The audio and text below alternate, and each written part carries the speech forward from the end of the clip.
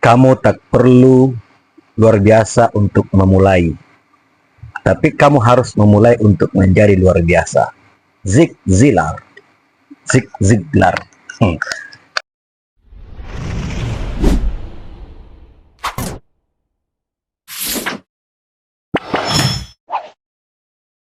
Assalamualaikum warahmatullahi wabarakatuh. Salam sejahtera untuk kita semua bosku. Salam Indonesia. Salam NKRI.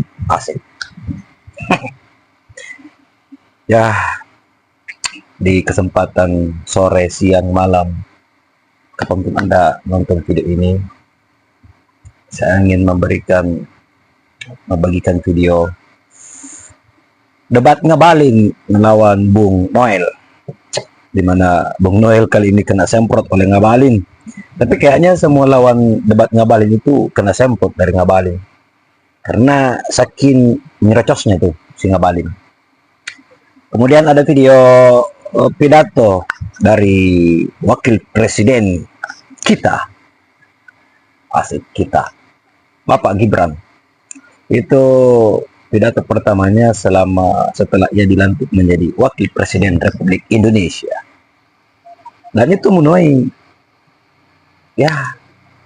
tanggapan dari para netizen andalan kita di bumi Konoha. Oke, tanpa berbasa-basi mari kita simak videonya. Check it out. Penanganan Bang Ngabal nih tentang orang berpendapat di ruang publik, apanya yang dikhawatirkan? Semua aturan diatur dalam negeri ini dengan kebebasan orang berdemokrasi. Gini, Om Ngabalin, semua ini dari pasal ini diberi ruang tafsir kekuasaan. Kekuasaan bebas mentafsirkan. Kalau Toba bilang ada nggak bisa. Mungkin tidak. Itu salah Nanti begitu siapapun yang berkuasa. Noel, ada jaminan Noel, nggak siapapun nanti berkuasa Noel, tidak melakukan tafsir itu? dengar Noel. Ada yang nggak memberi jaminan itu? Orang tidak menafsirkan undang-undang karena undang-undang itu sendiri menjelaskan tentang pasal. Penjelasannya masih teknis, tidak substantif. Brother, Gimana? ente Tadi dengar kayak dulu. soal ambulan katanya. Nanti Brother, sampai bukan. ambil ambulan. Loh, kekuasaan ini Noel, bisa bikin ambulan 10 Noel ambulan, dengar, 20 Noel ambulan, dengar. 50 Tadi ambulan. Noel ngomong, saya diam, saya dengar. Silakan Bang Ngabalin. Noel ingat baik-baik. Asik. Undang-undang itu menjelaskan tentang dirinya termasuk di dalam penjelasan. Penjelasan itu adalah rangkaian dari undang-undang itu sendiri. Itu sebabnya kenapa dibutuhkan komponen-komponen turunannya. Undang-undang itu dibutuhkan 3 tahun karena apa? Karena ada peraturan Kapolri, ada peraturan Kumham dan lain-lain sebagainya. Itu sebabnya membutuhkan 3 tahun agar sosialisasi dalam seluruh dimensi kehidupan manusia itu bisa terkait dengan kitab undang-undang hukum pidana ini. Kenapa? Karena ada peristiwa hukum, ada peristiwa pidana, di mana tempatnya, waktunya, kapan, sanksinya bagaimana, diatur itu semua. Tidak bisa ada orang menafsirkan itu sesuka hatinya. Ya. Jadi gini, tunggu udah bicara juga saya dengar. Karena Tunggu udah. Abang belum menjelaskan bagaimana cara menghina lembaga negara itu, saya ingin dengar. Udah dengar baik-baik. Nanti tentu Tobas akan bisa menjelaskan. Dengar Bang, dengar saja Tobas Bang. akan bisa menjelaskan. Tapi yang saya mau katakan supaya begini, kenapa kita tidak bangga dengan kitab undang-undang hukum pidana yang dibuat oleh tangan dan pikiran anak-anak negeri ini? Itu loh. Waktu undang KUHP kolonial dulu kita protes. Sekarang ini sudah dibuat KUHP-nya. Sampai situ dulu Bang, Kalau ditanggapi kita bangga. Tapi kalau watak dan semangatnya masih mental kolonial, mau apa yang mau dibanggakan? Kasih tahu supaya dia Nah, ngerti. ini diskusi Yang mana, ini pasal lah. mana, ayat mananya. Dan Noel, 1 dari 9 yang kita tolak itu bilang, semangat kolonial. kasih tahu supaya dia bisa jelaskan karena Itu. dia yang proses ini di parlemen. Nah itu makanya tadi Bilang, kita jelaskan. Ini ada Gitu. 218, 240. Oke, 218, umpama 2 seperti 218. Dia bisa jelaskan itu perkara. Di mana 218, kedudukan? 256. Guys, ada berita baru nih. Dan inilah berita baru Ini. antara Mak Jrek. Wapres minim literasi, tak paham otonomi daerah. Ya, baca sendirilah guys.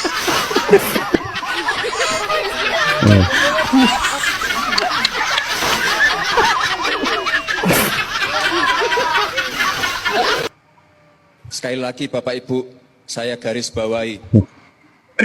Pantas lancar pidatonya, ternyata baca teks. Visi lain selain visi Bapak Presiden Prabowo. Ya, betul.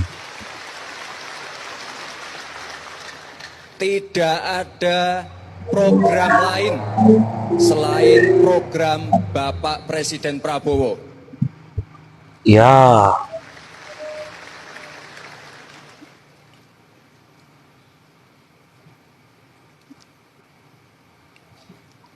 Ini mungkin Pak Mendagri, mungkin tahun depan ini rakornya kita geser aja ke Akmil, Akmil Magelang.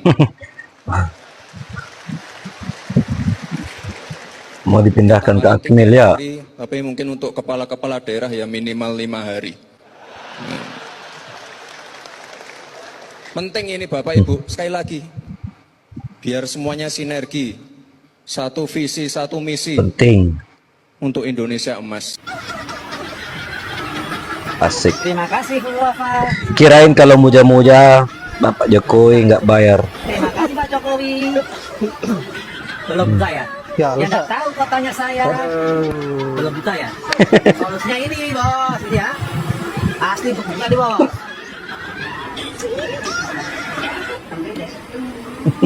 Nah, kebuka bos ya.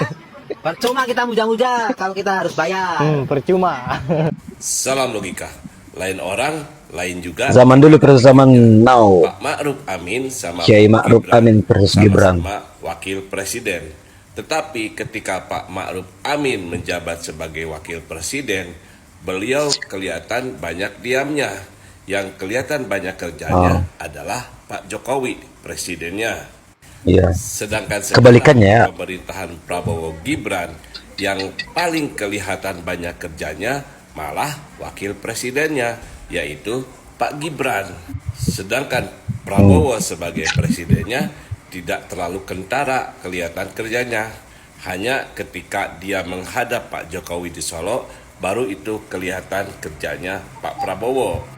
Bedanya Pak Ma'ruf Amin sama Pak Gibran, waktu dulu walaupun Pak Ma'ruf Amin pendiam, tetapi ketika dia membuka suatu acara, pasti dia memberikan sambutan. Nah, Pak Ya. Gibran lain. Halo Pak Kemarin Gibran. Dia membuka acara MTQ Korpri ke-7 di Palangkaraya, tetapi dia tidak memberi sambutan. Gibran ini mewakili generasi Z banget. Dia tidak terlalu banyak ngomong, tetapi meleng sedikit, dia sudah bagi-bagi susu, bagi-bagi makanan bergizi. Jadi, yang mana idolamu? Oke, pertanyaannya teman-teman silahkan dijawab ya. Yang mana idolamu? Ki Haji Ma'ruf atau Gibran? Atau nggak ada? Jawablah. Ya dari entahlah. Kita tahu netizen Indonesia itu memang jago-jago semua guys dalam berkomentar atau dalam mengomentari hal-hal yang bercampur dengan politik atau apapun itu. Netizen kita memang mah benar, tapi kita juga bersyukur karena masih ada yang memperhatikan hal-hal demikian walaupun itu kecil. Untuk apa? Ya tentunya untuk pelajaran bagi kita semuanya. Karena tidak seru juga ketika tidak ada tukang kritik, tidak ada tukang protes. Ya, orang tidak tahu atau orang tidak bakal tahu apa kekurangannya. Gitulah. Terima kasih netizen Indonesia, Anda luar biasa. Oke, sampai jumpa di video selanjutnya. Assalamualaikum warahmatullahi wabarakatuh.